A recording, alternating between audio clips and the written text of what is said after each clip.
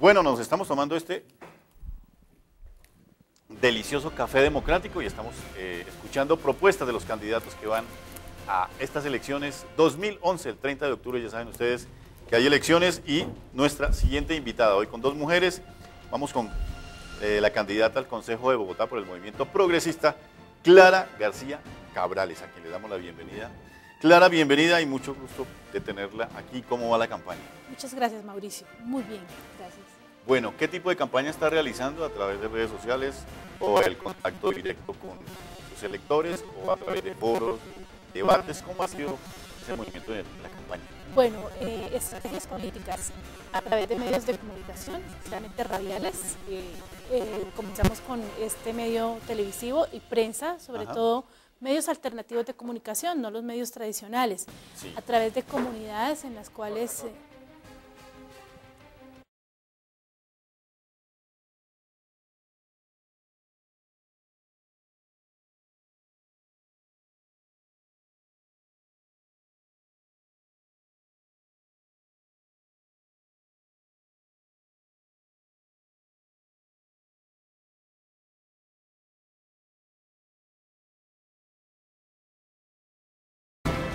Bueno, regresamos aquí a TV Red y nos estamos tomando un delicioso café democrático con todos los candidatos que se proyectan a las elecciones 2011.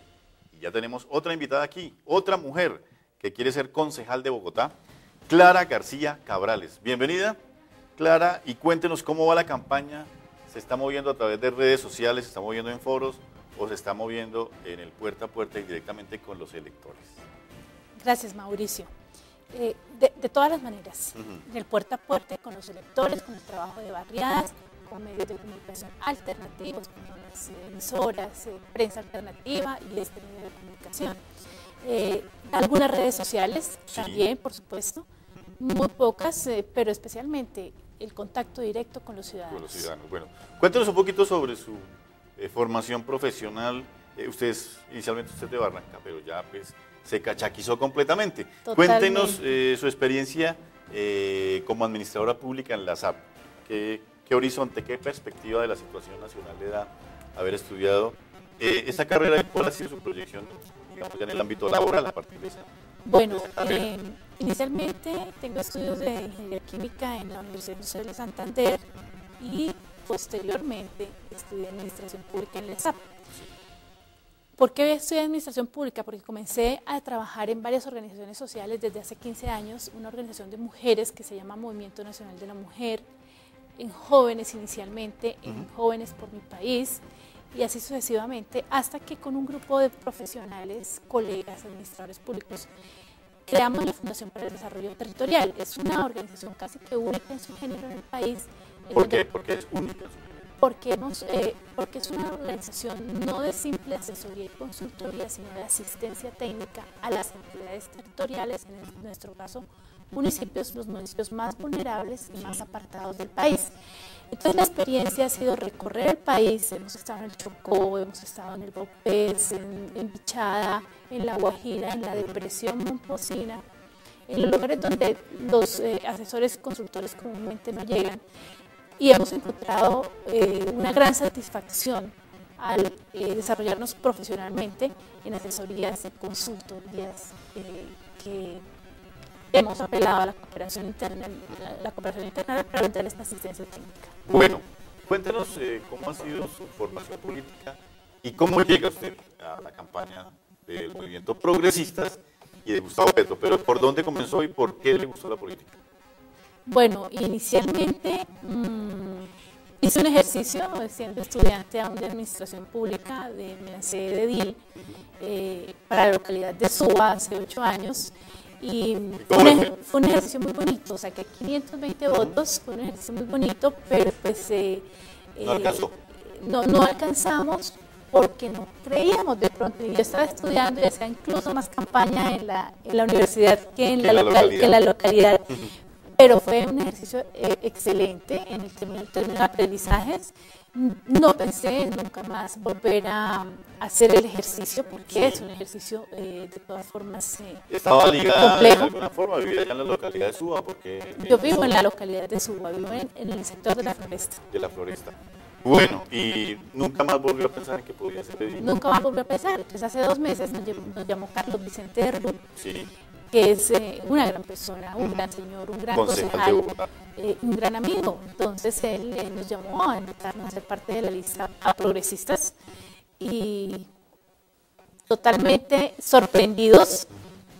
De entrada dijimos no lo hemos planeado, no tenemos recursos, Sí. en fin.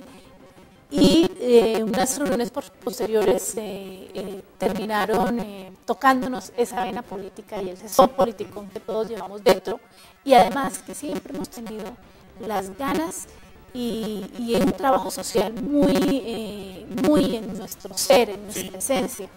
Bueno, cuéntenos cómo es ese tránsito, porque usted trabajó con el Polo Democrático Alternativo. ¿Y cómo es ese tránsito a un partido nuevo, un partido que no tiene ninguna clase de experiencia política, que se apela únicamente a la figura de Gustavo Petro como figura pública, política nacional? Pero ¿cuál ha sido ese tránsito y cómo ve usted si hay ideas, si hay programas, si hay tesis en el Partido Progresista, en el movimiento progresista? Bueno, Más allá de la figura de Gustavo Petro. Bueno, no trabajé con el Polo, sino en la primera candidatura, lo hice a través del Polo Democrático Independiente en esa época. Ajá. Nunca he sido funcionaria del distrito ni he tenido contrataciones con el distrito Sí. de Bogotá. El movimiento progresista es un movimiento nuevo. No es que no tenga experiencia política, o sea, sus dirigentes tienen experiencia política y varios de los miembros que se están lanzando, por ejemplo, a la lista del Consejo han sido ediles o concejales de Bogotá. Entonces, ha habido una experiencia y una trayectoria ideológica y política que le da nacimiento a este movimiento y por el cual hemos aceptado llegar.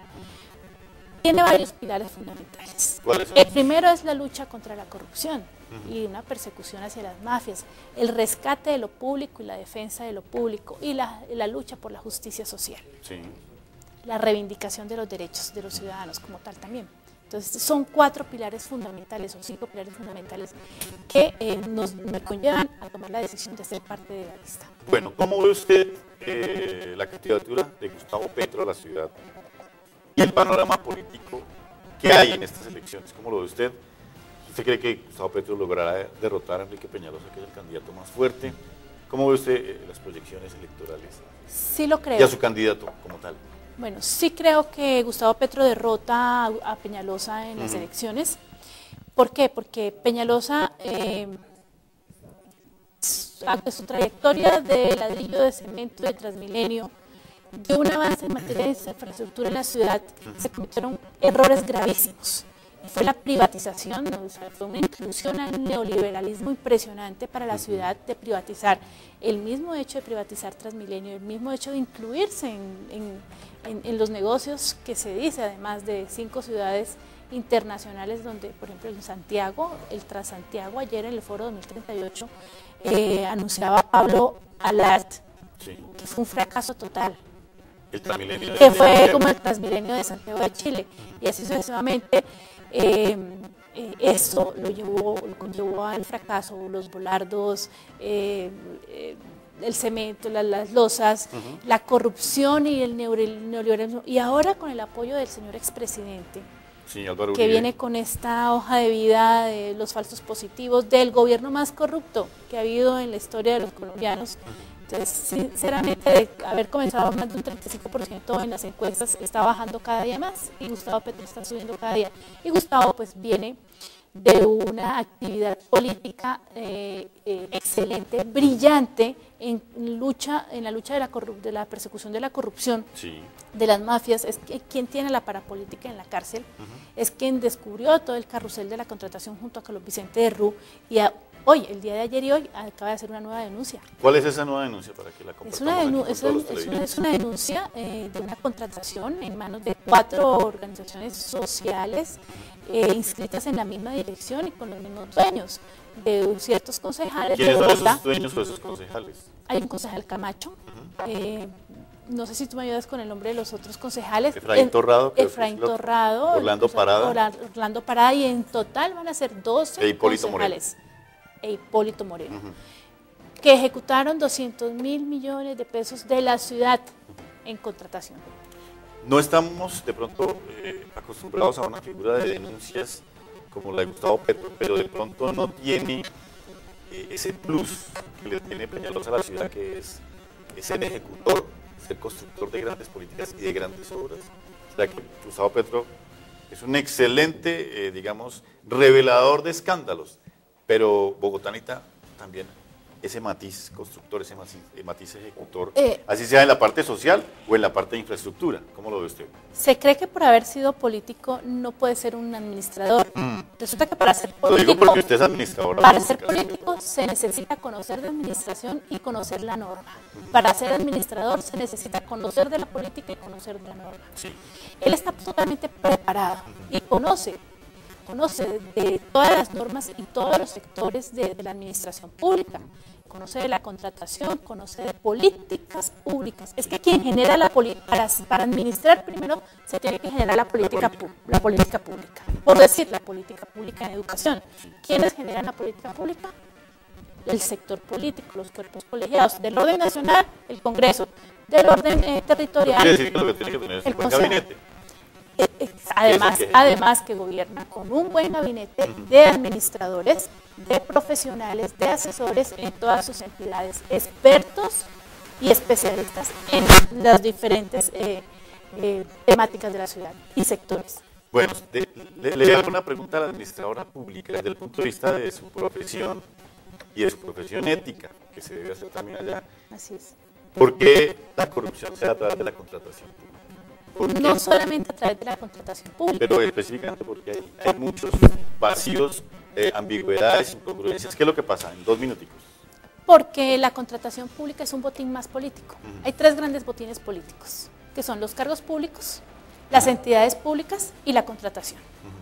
Y son un botín político. Es simplemente un juego de roles y de negociación entre el gobernante, que tiene la autoridad política, y el político, que es el miembro del cuerpo colegiado, en este caso el concejal de la ciudad.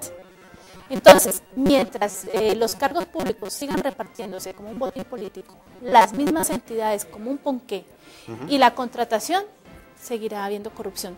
Para mí, la recuperación, ahí tenemos un problema grave, y es un problema de legitimidad democrática. A mí me costó trabajo aceptar una candidatura al Consejo. ¿Por qué? Porque los jóvenes y profesionales hoy en día no queremos hacer política, y la gente no quiere ser ni funcionario público ni político, porque la herencia que nos han dado es una tara cultural en 2 cosas